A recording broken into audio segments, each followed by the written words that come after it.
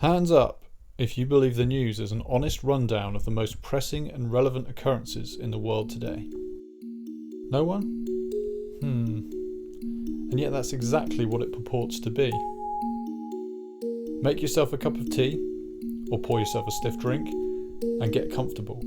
I'm about to tell you exactly what the news is, and why you're a sucker if you even so much as watch it. Also, why if you do watch, then you are complicit in government corruption, child trafficking, domestic violence, terrorism, the destruction of the planet, general deceitfulness, and even weather. It is my belief that every human being is capable of compassion, wisdom, and empathy. I've even seen a glimmer of these things in myself over the past few years.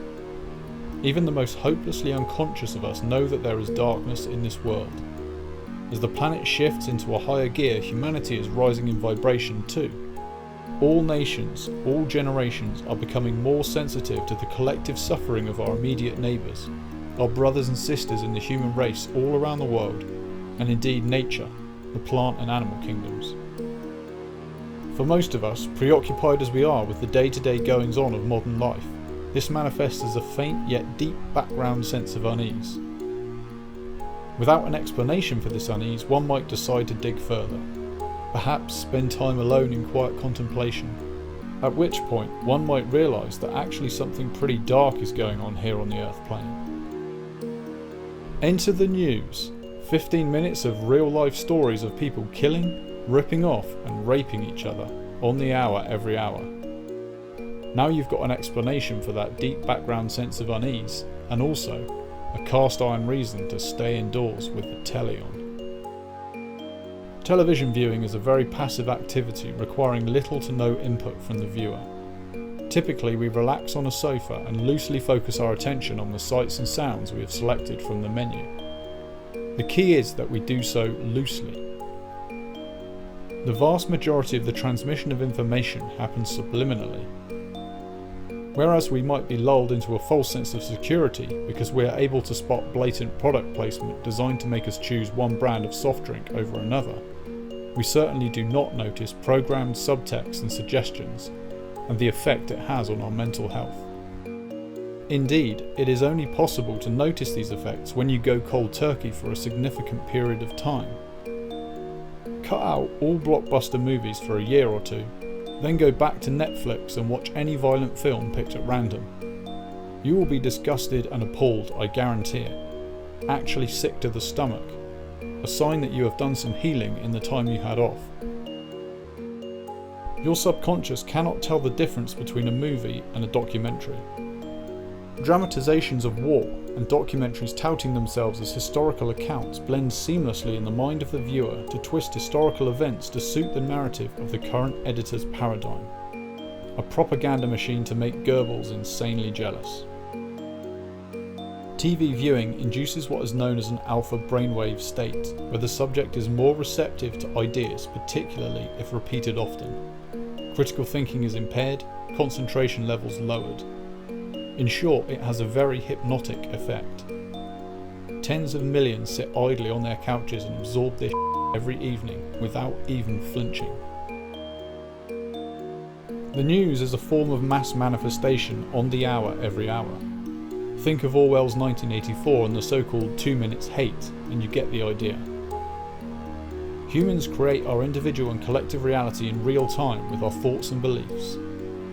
Once you recognise this fact, you can no longer passively lend your mental energy to generating more deceitfulness, division, debauchery, death, drama and debt. In case you haven't noticed, these are overwhelmingly the themes favoured by news broadcasts.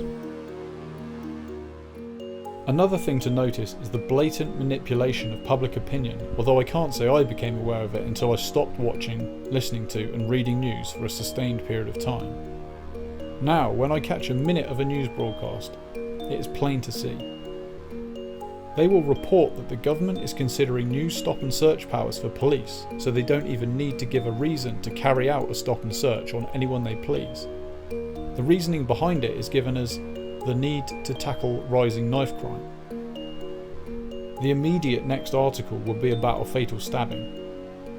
This plants in the listener's mind the idea that police should be given the new powers because it will cut down on stabbings. What the average listener might miss though, is that under the new powers you won't have to be carrying a knife, acting suspiciously, whatever that means, or intending to commit any sort of crime whatsoever, to be stopped and searched. Your right to going about your private business unhindered by so-called authorities would be transmuted by the passing of a parliamentary bill into a privilege, revocable at any time by any law enforcement agent. Non-compliance can and often will be treated as either an admission of guilt or obstructing an officer in their duty, whatever that means. The nightly news is a form of confessional for the powers that should not be.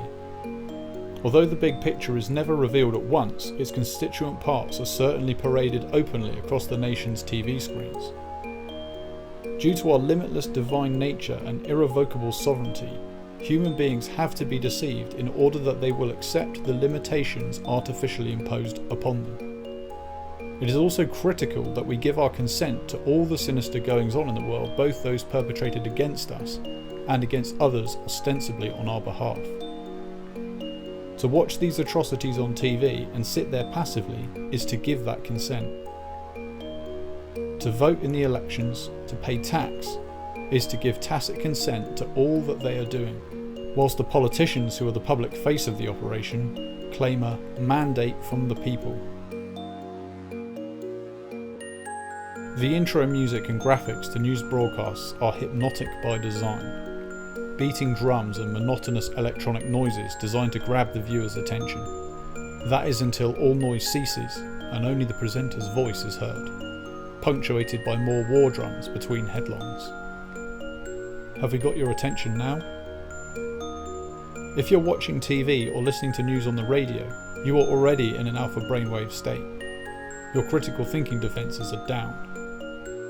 Newsreaders speak with a stilted, unnatural style particular to the act of delivering news. The tone of voice rises and falls unnaturally, with emphasis placed on words at random. This is in its own right a hypnotic technique, marking this information out as somehow particular from other types. Repeated consumption creates a neural pathway which lights up each and every time the war drums or the so-called pips are heard, and begins channeling that familiar newsreader dialect deep into the listener's mind. After the national and international bulletins, we switch to local news, which is usually slightly less concerning.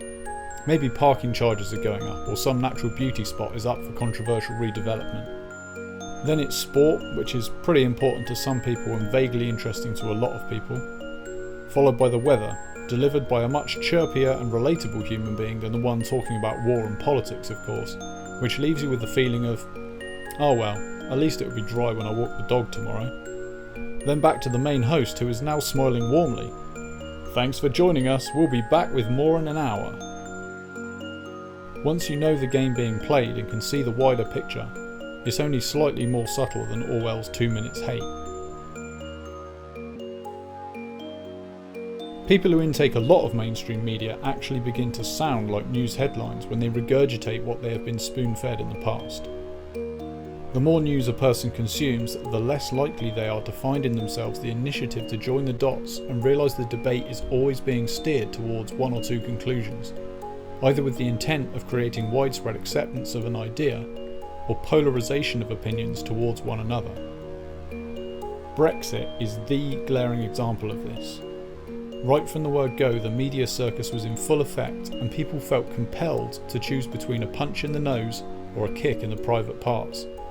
Most of us dutifully picked a side and went to the polls with a righteous belief that we had figured out the correct yes or no answer to the unimaginably stupendously complex question placed in front of us, and even that there was a clear yes or no answer to this question. The illusion is that there are many different sources for news. Many TV channels with their own broadcasts, many newspapers, vast numbers of so-called independent news outlets online, and that as a result there are a full spectrum of ideas and views being expressed. The fact is, all mainstream news media is owned and controlled by a very small number of interests. In the United States, for example, over 90% of all media is owned and controlled by just 6 parent companies. There really are only potentially 6 opinions on any major issue within the mainstream media, and if you pick one major event such as 9/11 for example, and cast even a moderately scrutinous eye over the live news coverage from that day, you will find that shortly after the second explosion, all natural and perfectly understandable speculation about detonations and controlled demolitions was silenced, and all mainstream media outlets without exception began following a script which was not deviated from even by the NIST report or the 9/11 Commission report. Anything which didn't fit the narrative, Building 7 for example, was only lightly touched upon in the NIST report and live news coverage on the day, and almost completely absent from the 9/11 Commission report. Eyewitness accounts of detonations at the scene of the event were dismissed. Several major news agencies, including the BBC, famously reported the collapse of Building 7 on the day 20 minutes before it actually happened. Many such events have now had their official stories pulled apart by independent investigators who routinely expose glaring inconsistencies in the narratives, apparently completely and uniformly missed by mainstream journalists. For those with the eyes to see, the manipulation is clear. For everyone else, whenever truth rears its ugly head, there is always a convenient get-out clause provided by the mainstream media. Don't like what you're hearing?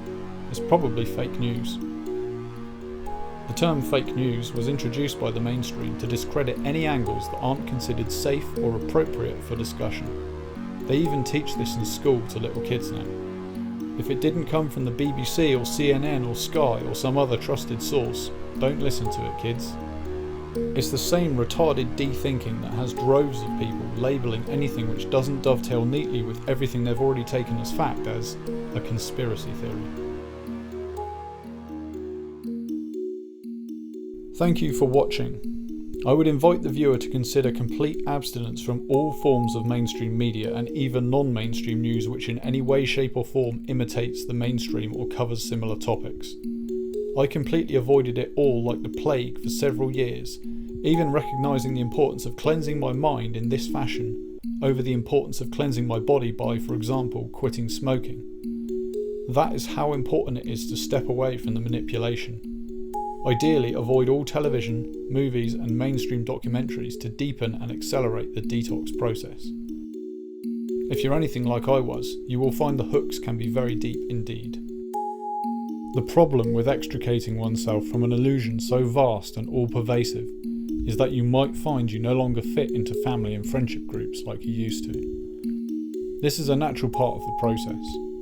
The feeling of alienation comes and goes in waves and oscillates between horror and shame that you are the one barking at the moon whilst everyone else sleeps, and unfathomable elation that you're no longer dreaming a dream which fast became a waking nightmare. Now it's up to you to figure out what the next chapter looks like.